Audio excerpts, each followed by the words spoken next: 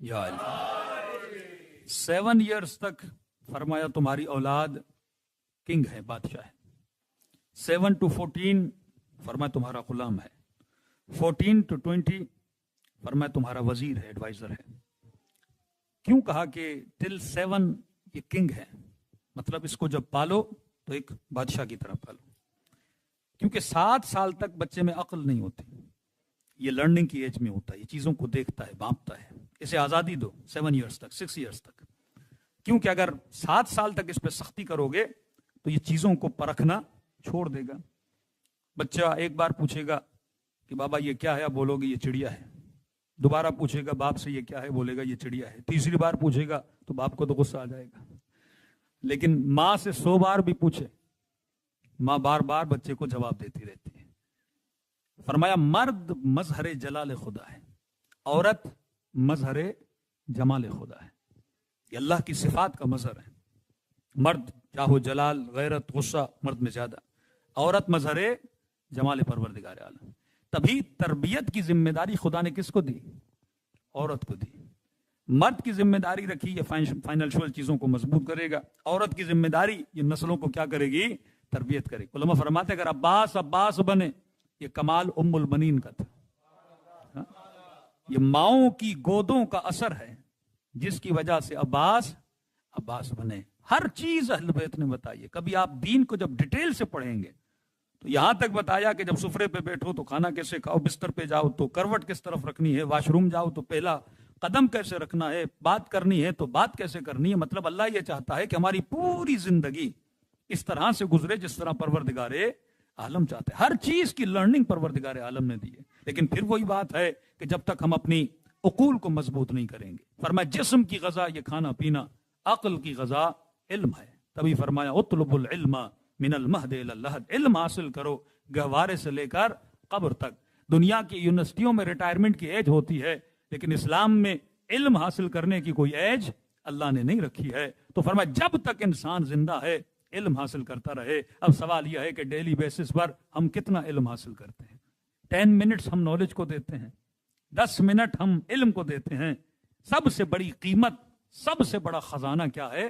Knowledge ہے اور علم ہے. مولا کے پاس ایک شخص آیا، کہنے لگا مولا دعا کریے میں امیر بن جاؤں. امام نے فرمایا یہ بتا، یہ لوگ دیکھ رہے ہو، دیکھنے سے پتا چلتا ہے کون امیر ہے کون غریب ہے؟ امام نے کہا نہیں. امام نے فرمایا یہ بتا، اگر امیر بن جاؤ گے تو تمہارے وجود میں کسی چیز کا اضافہ ہوگا. مثلا 2 بازو ہیں اور امیر بننے کے بعد 4 ہو جائیں، 2 آنکھیں ہیں اور امیر بننے کے بعد 4 ہو جائیں. کہ نہیں مولا کسی چیز کا اضافہ نہیں ہوگا. امام نے فرمایا پھر علی سے وہ مانگ جس سے تمہارے وجود میں کسی چیز کا اضافہ ہو. ہاں؟ ایسی چیز کیوں مانگتا ہے کہ جس سے تمہارے وجود میں کسی چیز کا اضافہ نہ ہو. آغا قراتی بہت پیارا جملہ فرماتے تھے، کہتے تھے لوگ جاتے ہیں کربلا، مولا حسین کے ذریعے کو پکڑتے ہیں اور ایسی ایسی چیزیں امام حسین سے مانگتے ہیں کہ وہ چیزیں تو ان کو دنیا والے بھی دے دیں. کوئی گھر مانگتا ہے، کوئی بیوی مانگتا ہے، کوئی دولت مانگتا ہے، کوئی گاڑی مانگتا ہے، کوئی جاب کے پیچھے. تو کہا کہ حسین سے وہ مانگو جو دنیا والے تجھے نہ دے سکیں. گاڑی تو دنیا کوئی امیر بھی دے دے گا، گھر تو کوئی آپ کو لے کر بھی دے سکتا ہے. حسین سے وہ مانگ جو تجھے دنیا والے نہ دے سکیں. تو کسی نے کہا قراتی پھر ہم یہ گھر گاڑی چھوٹی موٹی چیزیں مانگتے ہیں، ہمیں امام حسین عطا کیوں کرتے ہیں؟ تو فرمایا کبھی کبھی بچے والدین سے کھلونوں پہ ضد کرتے ہیں تو والدین ان کو لے کر دے دیتے ہیں، تو کھلونے سمجھ کے امام حسین عطا کر دیتے ہیں. تو کہا کہ پھر مولا حسین سے کیا مانگے؟ کہا وہ مانگو جو دنیا والے نہیں دے سکتے. کہا کیا مانگے؟ کہا حسین سے خدا مانگو. دنیا کا کوئی بھی بندہ آپ کو اللہ کی معرفت نہیں دے سکتا.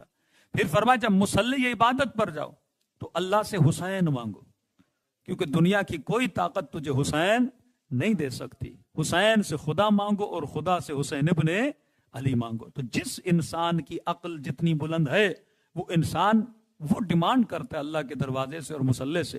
میں سمے تمار کیا مانگ رہے ہیں؟ حبیب ابن مظاہر کیا مانگ رہے ہیں؟ امام حسین شب عاشور کیا مانگ رہے ہیں؟ مسئلہ یہ ہے کہ ہماری زندگیوں کے مسائل اس لیے بڑھ رہے ہیں کیونکہ ہماری زندگیاں عاقلانہ زندگی نہیں ہیں. ہمارے ایک دوست تھے، ایران میں پڑھتے تھے، حقیقت بھی ہے تھوڑا سا لطیفہ بھی ہے. فرماتے مولانا جب قم میں 25-30 साल पढ़ने के बाद हम पाकिस्तान के पंजाब गए। वहाँ एक शहर है बखर, कहते वहाँ गए, छोटी मोटी मस्जिद थी, वहाँ पे पेश इमाम लग गए। अब कह रहे डेली बेसिस पे हम इंतजार में थे कि लोग आएंगे और हमसे आके शरई मसले पूछेंगे, नमाज का मसला, रोजे का मसला, हज का मसला, ज़कात का मसला। लेकिन कह रहे मौलाना 95% जो लोग आते थे ये मसाइल हमसे नहीं पूछते थे। अक्सर खवातीन आती थी और मसला क्या था कि मौलाना घर में ये मसला है, कोई तावीज़, मौलाना मियाँ का ये मसला है, कोई ऐसा तावीज़, फलां के साथ झगड़ा है, कोई तावीज़। तो हमारे दोस्त कहते मैं परेशान हो गया, ये इल्म तो हमें किसी ने कुम में पढ़ाया ही नहीं, और लोगों को जो चाहिए वो यही तावीज़ वाले मसले चाहिए। तो कहते ये घर के झगड़े मुझे बताती, मैं इसे 4 फरामीन सुनाता, नसीहत की बातें सुनाता। तो कहती आप कैसे मौलवी हो, कहाँ पढ़ के आए हो, यहाँ इतने लोग हैं, ऐसे ऐसे तावीज़, और हमने कहा कुम से कोई बहुत बड़ा मौलाना आ रहा है तो इसका तो तावीज़ ऐसा होगा कि फौरन हमारा मसला क्या हो जाएगा, हल हो जाएगा। कह रहे मौलाना आप देखूं ना कोई लिफ्ट करा रहा है, ना कोई मस्जिद में आ रहा है, और मशहूर हो गया कि इस मौलवी को कुछ आता ही नहीं है, मतलब नमाज का नहीं, रोजे का नहीं, हज का नहीं, ज़कात का नहीं, सारे मसले कह रहे हैं तावीज़ पे शुरू होते थे और तावीज़ पे खत्म हो जाते थे। तो हमेशा कहता हूं कुछ मौलवी हमेशा खुश रहते हैं, कुछ मौलाना हमेशा परेशान रहते। तावीज़ वाला मौलवी हमेशा खुश रहता है। शॉर्टकट्स हैं दीन इस्लाम के, क्योंकि अमल हमने नहीं करना, हमने हमेशा किसके पीछे जाना है, शॉर्टकट के पीछे जाना है। अब कह रहे एक खातून डेली आती थी और उनका मसला था अपनी सासू माँ से। कहते मौलाना सुबह से उठती हूँ शाम तक घर में लड़ाइयाँ चिक चिक होती रहती है और मुझे बुरा भला कहना शुरू करती हैं और जाहिर है घर में लड़ाई होती है। तो कहा मुझे कोई ऐसा तावीज़ दें कि आज के बाद ये मुझे कुछ भी न बोले, ताकि घर में क्या आ जाए, सुकून आ जाए। तो कहते मैंने छठे इमाम का फरमान पढ़ा, कल्लिमुन्नास बिक़द्रि उक़ूलिहिम, लोगों से इतनी बात करो जितनी उन लोगों की अक्ल है। तो मैंने उस तावीज़ को पैगाम दिया, मैंने कहा आ जाओ आज ऐसा तावीज़ देता हूं जो तुम्हें किसी भी मौलवी साहब ने नहीं दिया होगा। कहते खुशी खुशी आ गई, मैंने एक कागज़ उसे दिया।